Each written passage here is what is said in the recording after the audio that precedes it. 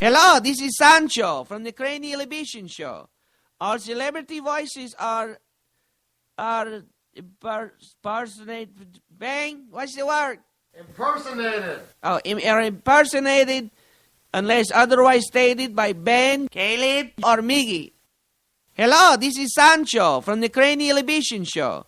Our celebrity voices are impersonated. Bang? What's the word? Impersonated. Oh, are impersonated unless otherwise stated by Ben, Joe, or Miggy. Live from the tasting room of ESB Brewing in scenic Tampa, Florida, it's the Cranial Emission Show. Interrupting the silence, drop a little science With an act of defiance. by the Cranial Alliance. Ben Charles was the name that was given to me. And when I'm on the mic, it's like destiny. Well, he's a mover and a shaker, not a flopper or a faker. If he was on chips, he'd be punching out your baker. But there's more to this mix in this recipe.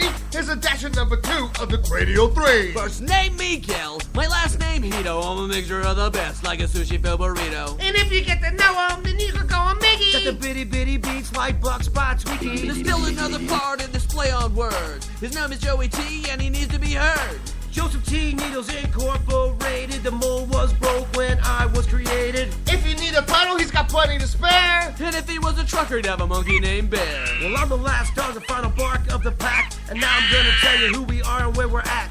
Cranial Emissions is the name of the show. Friday night, 7 to 9 is the time, don't you know? ESB Brewery will be live on the air. Come have a pint with us, we've got plenty to spare. A show for everyone, alive and departed. Enough about us, let's get the show started. Now let's get down and dirty with the triumvirate.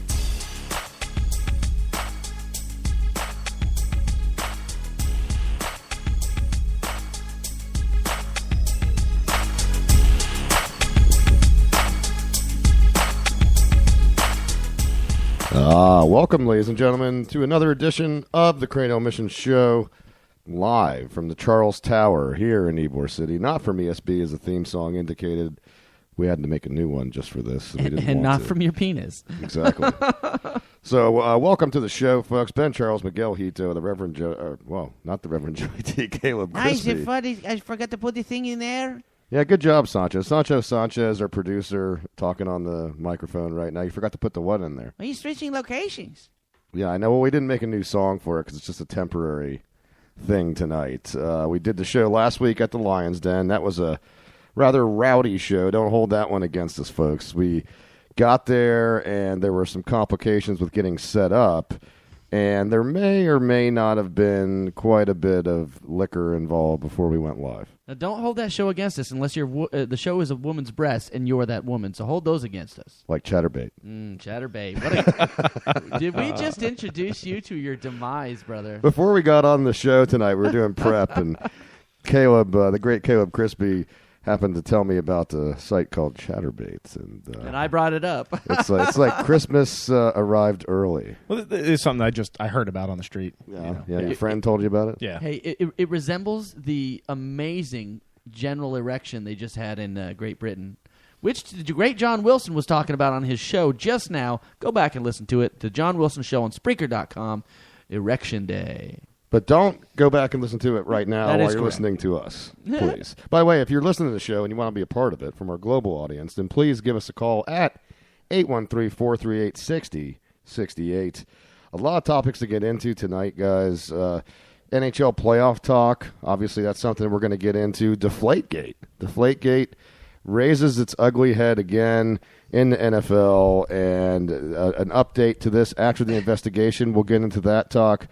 For once, Gwyneth Paltrow actually says something intelligent. We're going to talk about that. And we've got a lot of porn news to get into, which I know is, highly unusual for this show, as in not unusual at all. So, another varied show here. Bang. Yes. It's too tight. Spy here is too tight. You're kind of crammed in here in my residence. I was small enough. This table is very small. I tried to wiggle underneath it. I mean, you're 4'2", so you'd think you'd be able to fit smaller anywhere. every time you talk to me.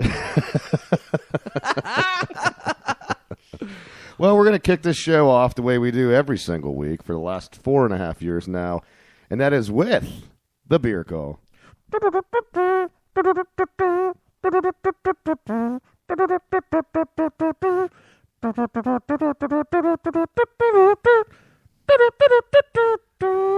a little Outcast there. Oh, snap. What's the name of that song again, Caleb? Spody, Odie, Opalicious. That is loud as all hell. Yeah, we didn't get a little adjustments on the sound before we went live here today. That chatterbait done got us. I know, that chatterbait got us a little distracted in here.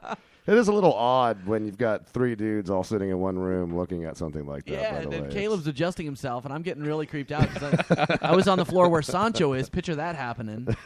Hey, small down here. So, Caleb, what's the beer call today? You brought something in. Appreciate the fact that you brought us a little surprise. Yeah, I brought this back from North Carolina, which is actually from Canada. It's called Total Eclipse of the Hop. It's an Imperial Pale Ale from How Sound Brewing. Okay. Oh, yeah. I like the label on the back. I like where it's got the Canadian flag, and then it says, product of Canada, eh? Yeah. Just like our show, back to our roots. And eh? it looks like it's out of, what, British Columbia? Is that correct? It is, yes. And they got a great phone number, 1-800-919-ALES. Oh, there you go. There we go. Yeah. Even though it's not an ale, but it's all right. Well, it is. IPA, Imperial Pale Ale. Yeah, there you go. Yeah, you're the Mr. I was messing. Okay, I was gonna say you're the one with the most brewing experience out of the three of us. Oh, I just had an idea today for a blackberry porter. I'm gonna mess with that, make it real creamy. Yeah, well, after Chatterbait, we're all gonna make things real creamy. Now, ESB, where we broadcast on the mostly rare occasion nowadays, but we're going to be jumping back there. We just came out with a black IPA, which is unbelievable. See, I love me some black IPAs. Yeah, dude, you'll love this one. It's They're so great. smooth. One of my favorite ones. I'm trying to think of the brewer for it. It was Spaten.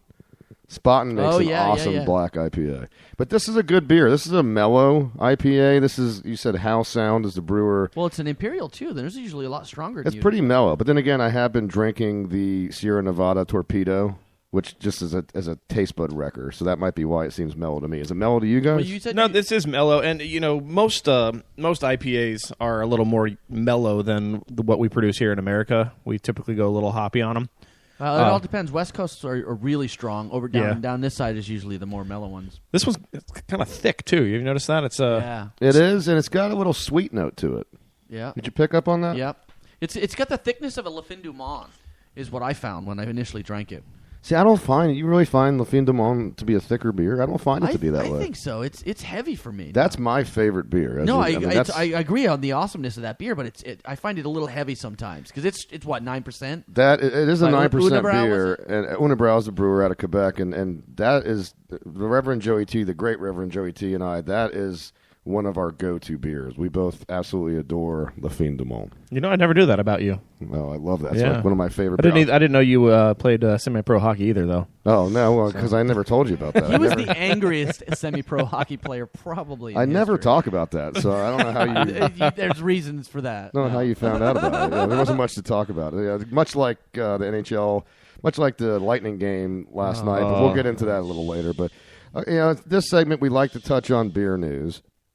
Here we are drinking the nice How Sound IPA, and the craft beer revolution. We've been talking about this time and time again on this show, and Talking about the revolution. And the thing is, we've also talked about InBev and companies like that, the domestic beer companies, if you will, and their quest to purchase craft brews and try to capture some of that market share, try to take some of that back.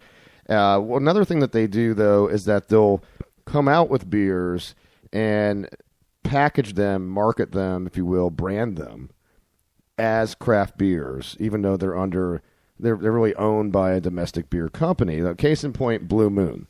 Blue Moon, which actually I do enjoy a good Blue Moon, from time to time. Yeah. It tastes good with a little orange, it's a well-made beer. It's a good beer. They've perfected that beer itself. But they advertise it as artisan crafted. They paint the whole picture of it being a craft beer. Well, revenge of the beer snobs on this one, guys, because a guy decided to sue Miller Coors, who owns Blue Moon, for saying that it's a craft beer.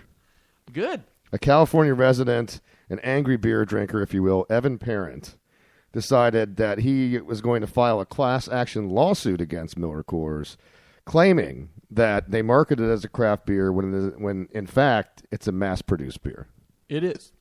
But I mean, is this just a gratuitous lawsuit? I mean, seriously though. But is there official laws that designate craft beer? There's a stipulation on craft beer. Okay, either you produce more than 2 million barrels a year, you're not craft beer anymore. Sam Adams on most of their things. Sam Adams Boston Lager's no longer craft because they produce so many, barrels of beer, whatever it is, a year on it. So, but if it's a law, I don't think his lawsuit really has any necessary grounds per se. But we'll have to kind of see on that. I don't think it does either, and especially we talked about a couple weeks ago the ranking of the craft beers when Yuengling took the the number one spot for the craft beer market, and there's a lot more Yuengling sold than Blue Moon. Yeah, So I think you can't have your cake and eat it too. The suit argues that because Miller Coors has 8 major breweries across the U.S. and produces 76 million barrels annually, that it can't qualify as a craft brewery. But to me, that's you're really stretching it because you're including all the beers that they make. You're not just taking into account what how much Blue Moon is produced. And look, with all the headway we've made with craft beer, with all the positive advances that we've made with it, a circumstance like this, to me, kind of gives it the movement a black eye because this brings to mind the snobby craft brew hipster type of guy. It does. And, this is kind of, you can look at it, you guys know I'm all into cars and stuff like that. This would be the equivalent of saying that a Porsche is not a sports car because it's owned by Volkswagen. Yeah, that's a good point, actually. That is a very good point. It's a separate brand. Doesn't sport designate the actual style and performance of the car, though? It does. Because we're in the craft beer community. What I think he's really going is, obviously it's the sheer amount of beer that is made. Because I'm sure they make more than 2 million barrels a year of Blue Moon. I could almost guarantee it. I don't know the stips on it because I haven't looked it up, but. Like I said, who came up with the craft? This is the research I'm going to do this week if I can remember it. I'm going to look into who made the craft beer designation. Like who is the people? Because I know they might have a craft beer coalition maybe of some sort. So I don't think that, like I said, I don't think the lawsuit has any ground per se.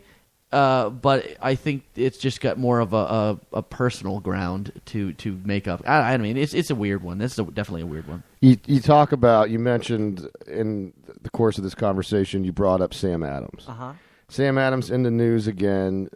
Jim Cook, the owner of Sam Adams, the mascot, if you will, of Sam Adams, and really one of the American grandfathers of the craft beer revolution. Mm-hmm. I think it's fair to call him that. Oh, yeah. He's in the news. They were interviewing him on CNBC's Closing Bell this past week. And they were asking him, are we at the apex of a craft beer bubble? Is it just a fad? Are we getting to the end of this? Is the bubble going to burst? And Jim Cook said flat out, one of his quotes, he said, the revolution started, and now the best place in the world to be a beer drinker is in the United States. And he says that when he started his company 31 years ago, that people didn't understand the idea of an American beer that had that level of quality, that level of taste. You know what? I agree with him on that. I fully agree with him. He's a great pioneer, and he's still fighting for craft beer, even though the community's almost turning their back on it. Yeah, I mean, again, that kind of plays into that, the snobbiness, if you will. Look, everybody likes underdogs, too. And Tyler there Johnson. has been a backlash against the corporate mentality, particularly in light of what we experienced with the economic crash and all this. You saw in America where there's been a lot of a corporate backlash now, and so people root for the mom and pops now. But Jim goes on to say, Americans are waking up to flavor and taste and just about everything, and beer is a part of that. And he says that he doesn't think that there's a craft beer bubble. He says he makes the point that in the grand scheme of things, craft beer still only makes up 1% of the market. And he says, look, I'm sure there's still, 90% of the people still are trying to figure out what a good tasting beer really is. So I agree with him. I think it's only going to continue to grow. I agree with that. I think it is going to grow. One of the concerns I have with it, though, is that it's grown so rapidly. It's grown so bad. It's grown so rapidly that you have literally anybody and everybody who wants to have a brewery that has a couple dollars starting a brewery, and you almost get just flooded or inundated with just so many beers to try. Oh, you're right. And I think that's where the bubble exists. Is eventually those